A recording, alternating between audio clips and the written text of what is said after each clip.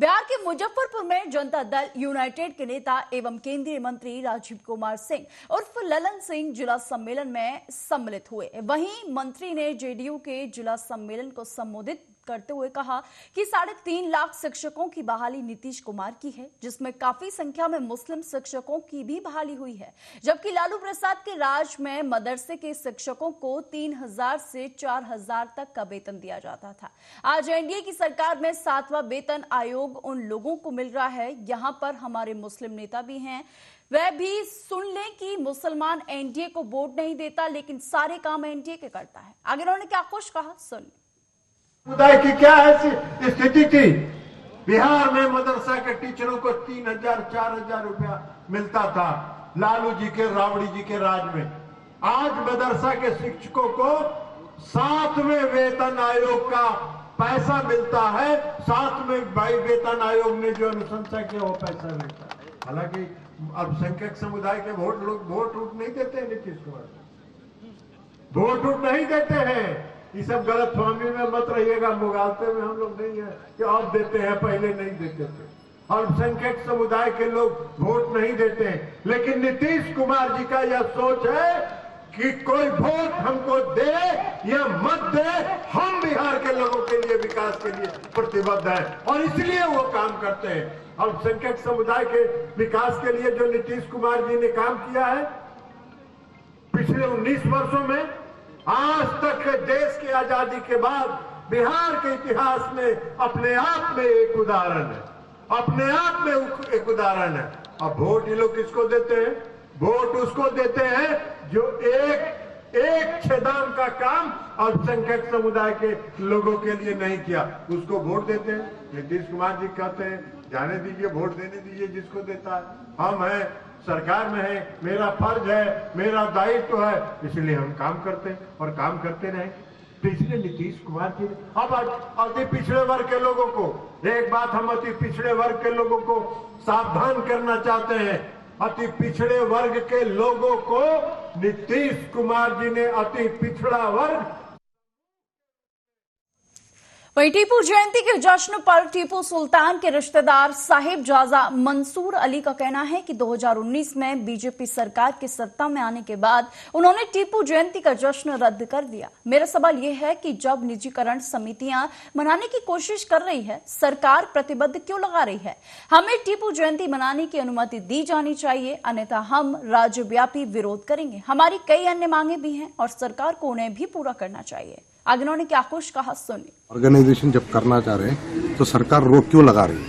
अब मैं सरकार के ऊपर ये सवाल रखता हूँ कि सिद्धरामैया सरकार, minority and Waqf minister B Z Zameer Ahmed Khan और तमाम मुस्लिम एमएलए रिप्रेजेंटेशन देकर हम लोगों को टीपू सुल्तान शहीद की यौम पैदाइश, टीपू सुल्तान जयंती सरकारी सतह पे बनाया जाए, वरना हम इस चीज़ को लेकर स्टेट होराटा करेंगे। और जितनी टीपू सुल्तान शहीद ने वक्फ की प्रॉपर्टीज़ है, बेलल्ली बेंगलोर के अंदर 600 एकड़, 200 एकड़ मेरे अग्रहार जो हजरत हमीद शाह कादरी के नाम पे दी गई थी, और तमाम ऐसी औकाफी ज़मीनें टीपू सुल्तान शहीद ने जो वक्फ की थी, जो बहुत लोगों ने कब्जा कर लिए हैं, उस चीज़ को छुड़ाकर वक्फ बोर्ड के अंदर लेकर आए।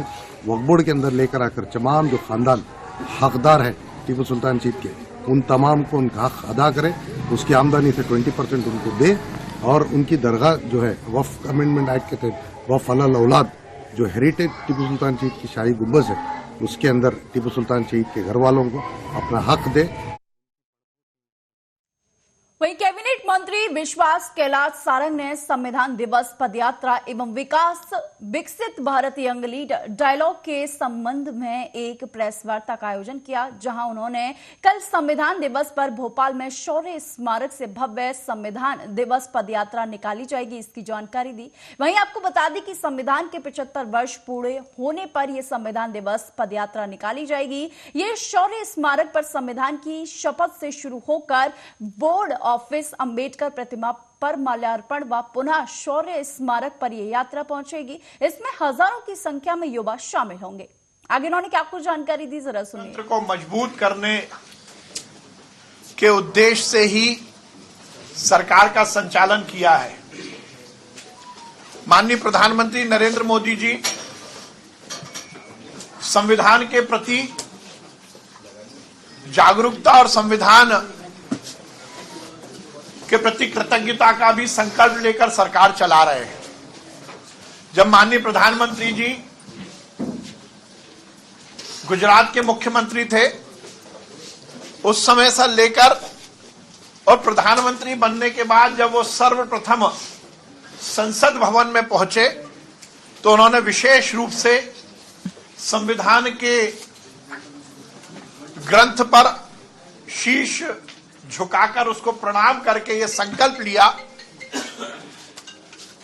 कि उनकी सरकार संविधान का पालन करते हुए, लोकतंत्र को मजबूत करते हुए इस देश के विकास और जनता के कल्याण के लिए काम करेगी। माननीय प्रधानमंत्री जी ने हर समय संविधान को धार्मिक ग्रंथ के रूप में ही पालन करने के संकल्प के साथ सरकार चलाई है। कल 26 नवंबर इसी दिन 1949 में संविधान बनकर तैयार हुआ था। लागू 26 जनवरी 1950 को हुआ था, पर बनकर तैयार 26 नवंबर को हुआ था। अलीगढ़ मुस्लिम विश्वविद्यालय में आरक्षण की मांग को लेकर अब प्रदर्शन तेज हो गया है। हिंदूवादी नेताओं व पूर्व छात्रों का अन्य छात्रों के द्वारा मिलकर अलीगढ़ के सेंटर पॉइंट इलाके पर जबरदस्त प्रदर्शन किया गया है। सभी का कहना है कि अलीगढ़ मुस्लिम विश्वविद्यालय में ओबीसी, एससी, एसटी वर्ग के छात्रों को आरक्षण मिलना चाहिए, जिसकी मांग उनके द्वारा लंबे समय से की जा रही है। लेकिन आज तक अलीगढ़ मुस्लिम विश्वविद्यालय में छात्रों को कोई आरक्षण नहीं मिला है। इसी मांग को लेकर छात्रों के द्वारा अलीगढ़ के सेंटर पॉइंट इलाके पर जबरदस्त हस्ताक्षर अभियान चलाया गया। यह हस्ताक्षर अभियान राष्ट्रपति के नाम ज्ञापन भी जो है इनके द्वारा सौंपा गया, जिसको लेकर उनके द्वारा लगातार मांग भी की जा रही है। फिलहाल हस्ताक्षर अभियान को लेकर बताया गया है कि अगर उनकी मांगों को पूरा नहीं किया गया तो यह अभियान देश भर में चलाया जाएगा। आरक्षण मोर्चा की तरफ से अलीगढ़ मुस्लिम यूनिवर्सिटी में एससी, एसटी और ओबीसी के छात्रों को आरक्षण देने के संबंध में ज्ञापन दिया गया है, जो माननीय महामहिम राष्ट्रपति को संबोधित है और जिलाधिकारी के महोदय के माध्यम से हम लोग इस ज्ञापन को माननीय महामहिम को भिजवा देंगे। तो मुख्यमंत्री क्या करेंगे? मुख्य मांग इनकी यही है कि एससी, एसटी, ओबीसी छात्रों को आरक्षण दिया जाए और अलीगढ़ मुस्लिम विश्वविद्यालय और जनता के टैक्स में चलता है वो सब चीजें। अलीगढ़ के सेंटर पॉइंट चौराहे पर अलीगढ़ मुस्लिम विश्वविद्यालय के अंदर हिंदू दलित छात्रों का जो अधिकार है आरक्षण, हम लोग उसकी मांग कर रहे हैं। देखिए, केंद्र सरकार के पैसे से चलने वाला एक विश्वविद्यालय जिसमें हिंदू दलित छात्रों को आरक्षण देने का काम नहीं किया जाता, वहीं बनारस के अंदर बनारस हिंदू विश्वविद्यालय के अंदर हिंदू दलित छात्रों को आरक्षण देने का काम किया जाता है। जनता के पैसे से चलने वाले विश्वविद्यालय में दलित हिंदू छात्रों को आरक्षण क्यों नहीं? हम लोग महामहिम राष्ट्रपति जी के नाम एक ज्ञापन जो है दिए हैं, जिसमें 5 बिंदु हम लोगों ने लिखे और उसमें मांग की है कि हिंदू दलित छात्रों को अलीगढ़ मुस्लिम विश्वविद्यालय के अंदर आरक्षण मिलना चाहिए। अगर अलीगढ़ एससी, एसटी, ओबीसी के व आदिवासी छात्रों को आरक्षण दिया जाता है और वहीं अलीगढ़ में स्थित अलीगढ़ मुस्लिम विश्वविद्यालय में संविधान को ताक पर रखकर डॉक्टर भीमराव अंबेडकर जी का जो सपना था उसे चूर करते हुए यहाँ पर। वहीं रायबरेली में मुख्यमंत्री सामूहिक विवाह योजना समारोह में 4 मुस्लिम जोड़े सहित 242 जोड़े विवाह के बंधन में बंधे। वहीं आपको बताते चले कि जिलाधिकारी हर्षिता माथुर ने सभी जोड़ों को आशीर्वाद दिया।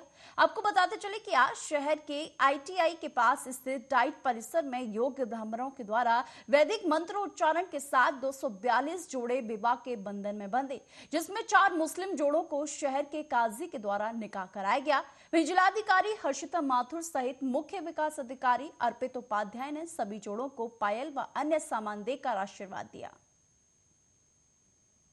देखिए, आज हम लोग डाइट रायबरेली के प्रांगण में यहाँ उपस्थित हैं और यहाँ एक भव्य आयोजन हो रहा है।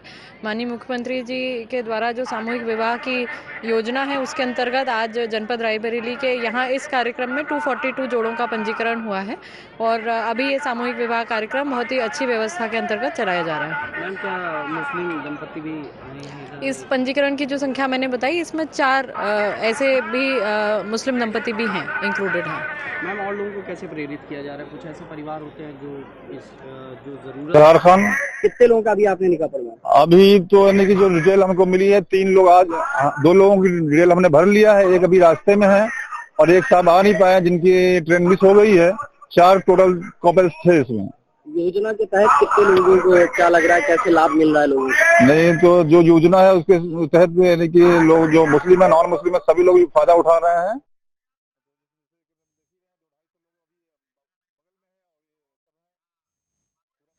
वहीं अमेरिका द्वारा भारतीय उद्योगपति अडानी के खिलाफ गैर जमानती वारंट को लेकर मुजफ्फरपुर जिला कांग्रेस ने एनडीए सरकार के विरुद्ध प्रदर्शन किया।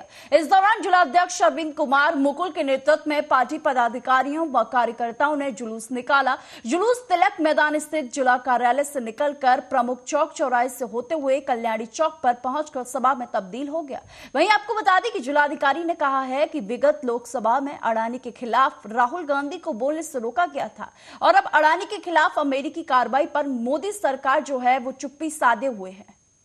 प्रदर्शन है गौतम अडानी जिसके चार्टर प्लेन से माननीय प्रधानमंत्री नरेंद्र मोदी जी शपथ ग्रहण लेने गुजरात से अहमदाबाद से दिल्ली पहुंचे थे और उनके साथ कई फोटो है जो उनके साथ ऐश कर रहे हैं, घूम रहे हैं। आज गौतम अडानी जो पूरे भारत को ही लूटने का काम नहीं किया, अमेरिका में भ्रष्टाचार में लिप्त होके अमेरिकी सरकार उन पर गैर जमानती वारंट जारी की है और वह पूरे भारत के साख को गद्दा बैठाया है। भारत की में यह लोग कैसे ठुमका लगा रहे थे, कैसे नाच रहे थे, यह लुटेरा है, वो लूटने का काम किया है। इसलिए नरेंद्र मोदी से कांग्रेस पार्टी मांग करती है कि अविलंब इस्तीफा दे। इसलिए पूरे विश्व में भारत की साख पर आँच आई है। हम इस्तीफा की मांग करते हैं और गौतम अडानी। खबर पंजाब के बठिंडा से है, जहां कारोबारियों ने बठिंडा सुनाम हाईवे मोड़ मंडी पर जाम लगाकर अपना विरोध प्रदर्शन किया। आपको बता दें कि बस अड्डा जो है वो तब्दील करने के विरोध में कारोबारियों द्वारा प्रशासन के खिलाफ ये प्रदर्शन किया जा रहा है। वहीं कारोबारियों का कहना है कि प्रशासनिक अधिकारियों द्वारा बस अड्डा शहर से बाहर लेकर जाने के कारण उनका कारोबार जो है वो ठप हो जाएगा, इसलिए उन जो कारोबारी हैं वो विरोध जता रहे हैं। वहीं आपको बता दें कि कारोबारी के प्रदर्शन को देखते हुए मौके पर पुलिस प्रशासन पहुंचा, जहां बातचीत कर मामले को शांत कराने की कोशिश की जा रही है। राजीव कुमार जी ਜਿਹੜਾ ਬੱਸ ਸਟੈਂਡ ਇੱਥੇ ਆ ਕੇ ਕਿੰਚੇ ਇਹ ਤੁਹਾਡੇ ਬਾਰੇ ਕੀ ਕਹਿਣਾ ਹੈ? ਇਹ ਬੱਸ ਸਟੈਂਡ ਬਾਰੇ ਇਹ ਕਹਿਣਾ ਜੀ, ਬੱਸ ਸਟੈਂਡ ਬਾਰ-ਬਾਰ ਬਾਹਰ ਆ ਰਿਹਾ, ਇਹਦੇ ਨਾਲ ਬਹੁਤ ਮੁਸ਼ਕਲਾਂ ਦਾ ਸਾਹਮਣਾ ਕਰਨਾ ਪੈ ਰਿਹਾ ਹੈ। ਮੇਰਾ ਨਾਮ ਚਰਨਜੀਤ ਸਿੰਘ ਹੈ ਜੀ। ਅੱਛਾ, ਜਾਂ ਇਸ ਧਰਨਾ ਲਾਇਆ ਕਿੰਚੇ ਕਿਸ ਵਜ੍ਹਾ ਤੇ ਲਾਇਆ ਜੀ? ਇਹ ਧਰਨਾ ਆਇਆ ਜੀ ਵੀ ਸਾਡੀ ਜਿਹੜੀ ਬੱਸ ਸਟੈਂਡ ਦੀ ਮਾਰਕੀਟ ਹੈ ਇਹ ਪਿਛਲੇ ਕਾਫੀ ਟਾਈਮ ਤੋਂ ਤਕਰੀਬਨ ਮਤਲਬ 5-6 ਮਹੀਨੇ ਹੋ ਗਏ ਇੱਕ ਤਰ੍ਹਾਂ ਦੇ ਭੁੱਖੇ ਮਰਨ ਵਾਲੇ ਹਾਲਾਤ ਹੋ ਰਹੇ ਨੇ ਜੀ। ਔਰ ਜਿਹੜੀਆਂ ਪਿੰਡਾਂ ਦੀਆਂ ਬੱਚੀਆਂ ਹੈਗੀਆਂ ਜਾਂ ਮੰਨ ਲਓ ਸਾਡੇ ਬਾਜ਼ਾਰ ਦੀਆਂ ਲੜਕੀਆਂ ਧੀਆਂ ਭੈਣਾਂ ਨੇ ਉਹਨਾਂ ਕਰਕੇ ਲਾਇਆ, ਕਿਉਂਕਿ ਜਿਹੜਾ ਬੱਸ ਸਟੈਂਡ ਦੀ ਪ੍ਰੋਬਲਮ ਹੈ। ਸਾਨੂੰ ਬੱਸ ਸਟੈਂਡ ਇੱਥੇ ਰਾਮਪੁਰਾ ਕੈਂਚੀਆਂ ਤੇ ਲੈ ਆਏ ਨੇ ਤੇ ਬੱਸਾਂ ਜਿਹੜੀਆਂ ਹੈਗੀਆਂ ਬੱਸ ਸਟੈਂਡ 'ਚ ਨਹੀਂ ਪਹੁੰਚਦੀਆਂ। ਪਿੰਡਾਂ ਦੇ ਵਿੱਚ ਜਿਹੜੀਆਂ ਧੀਆਂ ਭੈਣਾਂ ਗੀਆਂ ਕੁੜੀਆਂ ਗੀਆਂ ਉਹਨਾਂ ਨੂੰ ਐਡੀ ਦੂਰੋਂ ਆਉਣਾ ਜਾਣਾ ਪੈਂਦਾ, ਕਈ ਵਾਰੀ ਕੋਈ ਸਾਧਨ ਨਹੀਂ ਮਿਲਦਾ, ਤੁਰ ਕੇ ਬੱਸ ਸਟੈਂਡ ਜਾਣਾ ਪੈਂਦਾ। ਅੱਜ ਕੱਲ੍ਹ ਹਾਲਾਤ ਖਰਾਬ ਨੇ। ਬਾਕੀ ਹੁਣ ਠੰਡ ਦਾ ਟਾਈਮ ਆ ਜੀ, ਧੁੰਦਾਂ ਆਉਂਦੀਆਂ ਹੈਗੀਆਂ, ਮੇਨ ਰੋਡ ਤੇ ਐਕਸੀਡੈਂਟ ਹੁੰਦੇ ਨੇ, ਕੁੜੀਆਂ ਦੇ ਪਰਸ ਵਗੈਰਾ ਖੋਹ ਕੇ ਲੈ ਜਾਂਦੇ ਨੇ। ਬਾਕੀ ਬੱਸ ਸਟੈਂਡ ਦੇ ਉੱਪਰ ਕੀ ਆ ਜਿਹੜੇ ਦੁਕਾਨਦਾਰ ਨੇ ਜੀ ਉਹਨਾਂ ਦੀ ਰੋਜੀ ਰੋਟੀ ਬਿਲਕੁਲ ਠੱਪ ਹੋ ਚੁੱਕੀ ਹੈ ਤੇ ਇਸ ਕਰਕੇ ਇਹ ਧਰਨਾ ਲਾਇਆ ਜੀ।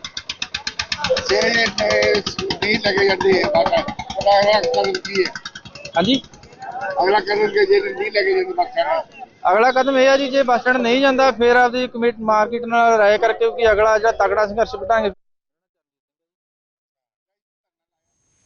भागलपुर के जोगसर थाना क्षेत्र के अंतर्गत खरमनचक में घरेलू गैस सिलेंडर ब्लास्ट होने से पिता पुत्र समेत 2 लोगों की मौत की खबर जो है वो सामने आई है, जहां एक की मौके पर ही मौत हो गई।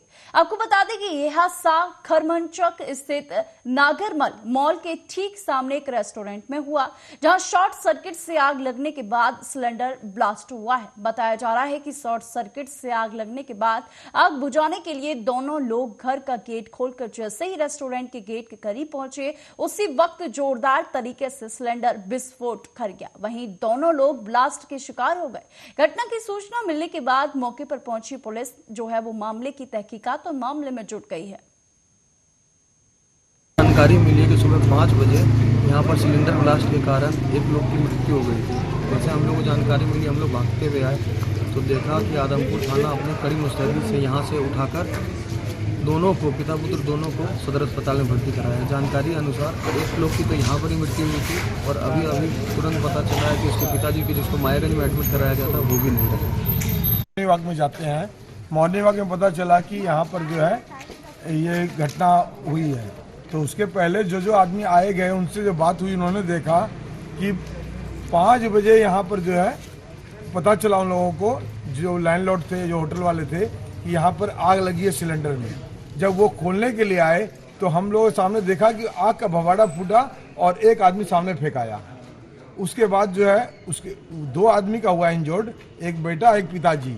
और बाद में हम लोगों ने देखा कि सिलेंडर यानी आग 2 बार निकली, एक हल्की आग निकली और दोबारा जो है बहुत जोर आग निकली। फिर यहाँ पर हम लोग देखा कि एक जो है लगभग जो स्पॉट डेट है और एक इंजर्ड है। और सिलेंडर हम लोग देख रहे हैं यहाँ पर अभी कि ये यानी कि बिल्कुल ब्लास्ट हो चुका है। धमाका सिलेंडर की घटना है। कितने आदमी, मतलब 2 आदमी का यहाँ पर है। एक आदमी तो हम लोग को जानकारी है कि वो जो है बिल्कुल स्पॉट डेट हो गए और एक जो है पिताजी जो है किशन बाबू इंजर्ड है। पुलिस की गाड़ी आई, फिर आग बुझाने। वहीं छतरपुर पन्ना सीमा में बनी के नदी का पुल इन दिनों सुसाइड पॉइंट की तरह लोग इसका उपयोग कर रहे हैं और प्रशासन कोई भी इसके खिलाफ ठोस कदम नहीं उठा पा रहा है। आपको बता दें कि लगभग 3 माह के अंदर 4 से 5 ऐसी घटना है जो सामने आ चुकी हैं। वहीं जानकारी के अनुसार जिस महिला ने छलांग लगाई है वो पन्ना जिले की भुल गांव की वर्तमान सरपंच शीला दहायत है। आखिर महिला सरपंच ने इतना खौफनाक कदम क्यों उठाए, ये सवाल अभी भी बना हुआ है। वहीं आपको बता दें कि जैसे ही आसपास के राहगीरों ने इस महिला को नदी में कूदते हुए देखा, वैसे ही तत्काल पुलिस को इसकी सूचना दी गई। वहीं छतरपुर जिले की चंद्रनगर पुलिस के द्वारा संयुक्त रूप से इस महिला को राहगीरों की मदद से केन नदी से सुरक्षित बाहर निकाला गया। वहीं पुलिस ने इस पूरे मामले की जांच शुरू कर दी है। वहीं मीडिया की बातचीत में महिला ने बताया है कि पति से परेशान होकर उसने आत्मदाह करने की कोशिश की, आत्महत्या करने की कोशिश की। वहीं जब पति से कुछ सवाल पूछे गए तो पति जो है नकारता हुआ नजर आया और मीडिया से बातचीत करने से उसने मना कर दिया। आप फोटो मत लीजिए। आप उनके कौन हैं? मैं कुछ नहीं बताने वाला हूँ। ऐसे फोटो मत लो, बता से पूछो। नहीं, नदी में मैं भी पत्रकार के वो रहने दो, आप फोटो मत लो। नहीं, आप मुझे ये बताइए क्या हुआ था? कुछ नहीं बोलने वाला हूँ, आप बोलिए फिर। क्या हुआ था? आपकी पत्नी नदी में क्यों कूदी? ये उनके पति हैं बाबूलाल जी। क्या हुआ था मुझे बताएंगे? कुछ नहीं हुआ था। तुम अपनी पत्रकारी की दूसरी जगह करना, मेरे से ना करना।